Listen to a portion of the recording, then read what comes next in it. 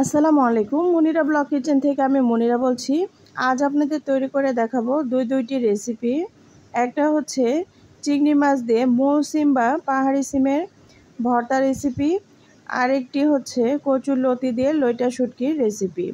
তো চলুন তাহলে চলে যাই রেসিপি দেখার জন্য। প্রথমে এখানে আমি মৌ সিমগুলোকে কেটে নিয়েছি টুকরো করে। মাঝখানে একটা শক্ত আবরণ থাকে, সেটাকে ফেলে নিতে হবে। আর এখানে কিছু কাঁচামরিচ নিয়েছি, 10 থেকে 12টার মতো কাঁচামরিচ নিয়েছি। নিয়ে এখন আমি এখানে হাফ কাপের মতো পানি দিয়ে দিলাম, আর এখানে লবণ দিয়ে দিলাম 1 চামচের মতো। দিয়ে এগুলোকে একটু পানির সঙ্গে মিক্সড করে ঢাকনা দিয়ে ঢেকে জাল করে নিব।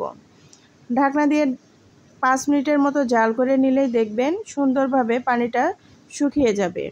তো আমি এখানে মাঝখানে একবার ঢাকনা উঠিয়েছিলাম, এই যে দেখুন পানিটা অনেকটাই শুকিয়ে এসেছে। এখন চামচ দিয়ে নেড়েচেড়ে দিলাম, অনেকটা কিন্তু সুন্দরভাবে সেদ্ধ হয়েছে। এই সিমটা কিন্তু খুব দ্রুত সেদ্ধ হয়ে যায়, ভয়ের কিছুই নেই। দেখতে মনে হবে শক্ত সিমটাকে, কিন্তু আসলে এত দ্রুত সেদ্ধ হয়ে যায় যা বলার মতো না। তো এই সিমটাতে কিন্তু অনেক পুষ্টিগুণে ভরপুর। আপনারা যারা কখনো এই সিমটা খাননি তারা খেয়ে দেখতে পারেন, আশা করি আপনাদেরও খুব ভালো লাগবে। আমার চ্যানেলে আরেকটা মৌসিমের ভর্তা রেসিপি আছে, তবে এই ভর্তাটা আমি একটু আলাদা করে তৈরি করেছি। পানিটাকে একদম শুকিয়ে নিয়েছি, নিয়ে এখন আমি এখানে সয়াবিন তেল দিয়ে দিব।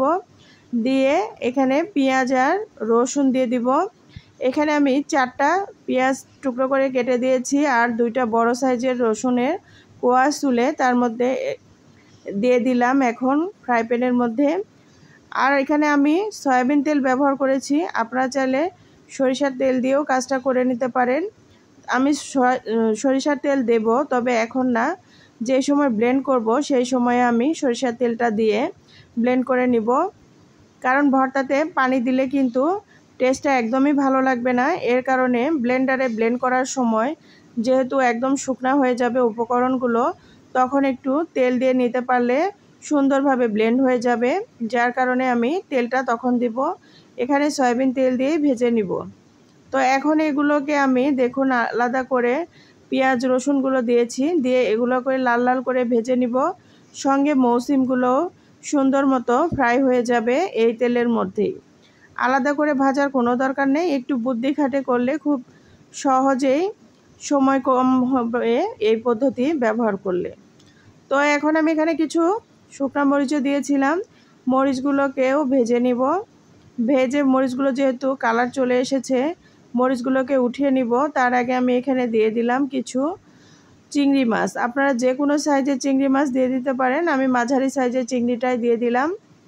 এখন মরিচগুলোকে উঠিয়ে চুলার একপাশে রেখে দিচ্ছি, এতে করে মরিচটা একদম মুচমুচে থাকবে। আমি সবগুলো মরিচ ব্যবহার করব না, অন্য আরেকটা ভর্তার জন্য মরিচ ব্যবহার করব। এখানে অল্প পরিমাণে কিছু মরিচ ভর্তাটাতে ব্যবহার করব। তো এখন দেখুন চিংড়ি মাছগুলোকে আমি ভেজে নিচ্ছি। চিংড়ি মাছ কিন্তু 2 থেকে 3 মিনিটের জন্য ভেজে নেবেন, এর বেশি ভেজে নিলে কিন্তু একদম শক্ত হয়ে যাবে। সেই ক্ষেত্রে যখন ভর্তা তৈরি করবেন সেই সময় ফিনিশ হতে চাইবে না, বা চিংড়ি মাছ বেশি ভাজলে একদম শক্ত হয়ে যায়। এখানে হাফ চামচের মতো লবণ দিয়ে দিব, আর অন্য কোনো উপকরণ এখানে দেওয়ার কোনো প্রয়োজন নেই। এই উপকরণগুলো দিলেই এনাফ। এখন সবগুলো উপকরণ আমি ভালোভাবে ভেজে নিব। আমার কিন্তু পেঁয়াজ রসুনে সুন্দর কালার চলে এসেছে, সঙ্গে সিমগুলোরও সুন্দর কালার চলে এসেছে। এখন সবগুলো উপকরণ উঠিয়ে ঠান্ডা করে আমি ব্লেন্ড করে নিব। আপনারা চাইলে শিলপাটাতেও এই কাজটা করে নিতে পারেন, বাটার কাজটা।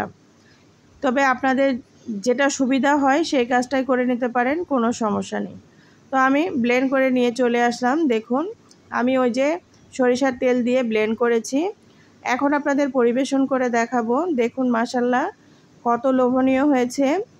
উপর দিয়ে একটু সরিষার তেল দিয়ে দিলাম, এটা ডেকোরেশনের জন্য, দেখার সৌন্দর্যের জন্য, আর কিছু না। তবে এভাবে সরিষার তেল দিয়ে ভর্তাটা ভাতের সঙ্গে মেখে খেতে কিন্তু অসাধারণ স্বাদের লাগে। তো এখন আমি চলে যাব আমার আরেকটা রেসিপি দেখানোর জন্য। কচুর লতি দিয়ে লইটা শুটকির অসাধারণ একটি রেসিপি, যেটা একবার খেলে আপনারা বারবার খেতে চাইবেন। এভাবে লইটা শুটকি দিয়ে যদি কচুরলতি রান্না করেন, বিশ্বাস করেন আপনাদের মুখে লেগে থাকবে। দেখুন কত লোভনীয় হয়েছে। তো চলুন রান্না করতে চলে যাই। আমি এখানে কিছু লইটা শুটকি নিয়েছি। যেহেতু আমার কচুরলতির পরিমাণ কম, এর জন্য আমি এখানে অল্প পরিমাণে লইটা শুটকি নিয়েছি। আর কচুরলতিগুলো কেটে ধুয়ে পরিষ্কার করে নিয়েছি। এগুলো এখন আমি গরম পানিতে জাল করে নিব। চুলাতে পানি বসিয়েছিলাম। এখন এখানে কচুরলতিগুলো দিয়ে দিলাম, দিয়ে 3 থেকে 4 মিনিটের জন্য একটু ভাপিয়ে নিব। ভাপিয়ে নিয়ে রেখে দিয়েছি। এখন ফ্রাই প্যানের মধ্যে সয়াবিন তেল দিয়েছি। এখানে আমি 6 টেবিল চামচ সয়াবিন তেল দিয়েছি। আর পেঁয়াজ দিয়েছি হাফ কাপ। আর এখানে 2টা রসুনের কোয়া আমি ছুলে এভাবে একটু ছেঁচে নিয়ে তেলের মধ্যে দিলাম। আর 8-10টা কাঁচামরিচ ফালি করে দিয়েছি। দিয়ে এখন তেলের মধ্যে ভালো করে ভেজে নিব। এখানে কিন্তু কাঁচামরিচ পরে দিলে একদমই ভালো লাগবে না। প্রথম পর্যায়ে এইভাবে তেলের সঙ্গে কাঁচামরিচগুলো ভেজে নিলে রান্নাটা খুব ভালো লাগবে খেতে। তো এখন আমি এখানে দেখুন আগে থেকে ধুয়ে পরিষ্কার করে রাখা লইটা শুটকিগুলো দিয়ে দিলাম। তেলের মধ্যে এভাবে যদি লইটা শুটকি একটু ভেজে নেন, বিশ্বাস করেন এর টেস্টটা একদমই দ্বিগুণ বেড়ে যাবে। আর লইটা শুটকির যে একটা গন্ধ থাকে, সেই গন্ধটাও কিন্তু একদমই থাকবে না। যার কারণে আমি একটু তেলের মধ্যে এভাবে নেড়েচেড়ে ভেজে নিচ্ছি। ভেজে নেওয়া হয়ে গেলে এখানে আমি কিছু গরম মশলা ব্যবহার করব, গুঁড়া মশলা। যেমন ধনিয়ার গুঁড়া, জিরার গুঁড়া 1 টেবিল চামচ, মরিচের গুঁড়া 1 চামচ, লবণ দিয়েছি 1 টেবিল চামচ। দিয়ে আমি সবগুলো উপকরণ ভালোভাবে এইভাবে তেলের মধ্যে একটু কষিয়ে নিলাম। আর হলুদ দিয়েছি 1 চামচ, দিয়ে হাফ চামচ পানি দিলাম। দেওয়ার পর এখন এগুলোকে ভালোভাবে কষিয়ে নিব। রান্না তো একটা আর্ট, সেটা যদি আপনারা ধৈর্য ধরে একটু মনোযোগ দিয়ে রান্নাটা করেন, সেটার স্বাদ ভালো হতে বাধ্য। তো এখন আমি এটাকে ভালোভাবে ভুনে নিয়েছি দেখুন, বা কষিয়ে নিয়েছি। মশলার সঙ্গে এভাবে কষিয়ে যত নিতে পারবেন তত কিন্তু টেস্টটা ভালো লাগে। তো লইটা শুটকিগুলো খুন্তির সাহায্যে আমি একটু করে চাপ দিয়ে একটু গলিয়ে দেওয়ার চেষ্টা করছি। এতে করে খেতে ভালো লাগবে, নয়তো একদমই শক্ত শক্ত লাগবে। এর জন্য একটু গলিয়ে দিতে পারলে ভালো হয়। তবে লইটা শুটকিটা পানি দিয়ে যদি আপনারা 10 থেকে 15 মিনিট ভিজিয়ে রাখতে পারেন, সেক্ষেত্রে একদমই নরম হয়ে যায়। আমার হাতে তেমন সময় ছিল না, যার কারণে 5 মিনিটের মতো আমি ভিজিয়ে রেখেছিলাম। এখন মশলাগুলো ভালো করে কষিয়ে নিয়ে লইটা শুটকির সঙ্গে এখন আমি আগে থেকে ভাপিয়ে রাখা কচুরলতিগুলো দিয়ে দিলাম। দেখুন এখন এই কচুরলতিগুলোকে এভাবেই নেড়েচেড়ে কিছু সময় কষিয়ে নিব। ঢাকনা দিয়েও এর মাঝে কিছু সময় রেখে দিব। এতে করে কচুরলতিটা সুন্দর করে কষানো হয়ে যাবে আর এটার টেস্টও বেড়ে যাবে দ্বিগুণ। তো আমি এখানে 3-4 মিনিটের জন্য ঢাকনা দিয়ে ঢেকে রেখেছিলাম। ঢাকনা উঠিয়ে দেখুন এখন এই কচুরলতিটাকে নেড়েচেড়ে আর কিছু সময় কষিয়ে নিব। এভাবে কষিয়ে যদি নিতে পারেন তাহলে টেস্টটা কিন্তু খুবই ভালো আসে। এখানে চিংড়ি বা ইলিশ মাছ দিয়েও এই রেসিপিটি তৈরি করতে পারেন কচুরলতির, তাহলে সেটাও কিন্তু অসাধারণ লাগে। তো আমি এখন এখানে একটু পানি দিয়ে দিলাম। পানি দিয়ে নেড়েচেড়ে দিব। কচুরলতিটা যেহেতু ভাপানো ছিল, সেই কারণে বেশি পানি দেওয়ার কোনো প্রয়োজন নেই। পানিটা একটু কম হয়ে গিয়েছে, যার কারণে আরেকটু পানি দিলাম। এখানে প্রায় 1 কাপের মতো পানি দিয়েছি, দিয়ে ঢাকনা দিয়ে ঢেকে দিব।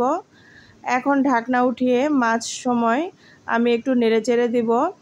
তরকারিটা কিন্তু প্রায় আমার হয়ে এসেছে। এই পানিটা একদম সম্পূর্ণ শুকিয়ে গেলে রেসিপিটি একদম রেডি। পানিটা অবশ্যই শুকিয়ে নেওয়ার চেষ্টা করবেন, এতে করে গলা ধরার কোনো চান্স থাকবে না। আর পানি পানি থাকলে কিন্তু গলা ধরার চান্স থাকে। আমি এটাকে একদমই শুকিয়ে নিব, একদম পোড়া পোড়া করে নিব। এতে করে টেস্টটা আমার কাছে খুবই ভালো লাগে। আপনারা চাইলে একটু গা মাখা থাকা অবস্থায়ও নামাই নিতে পারেন।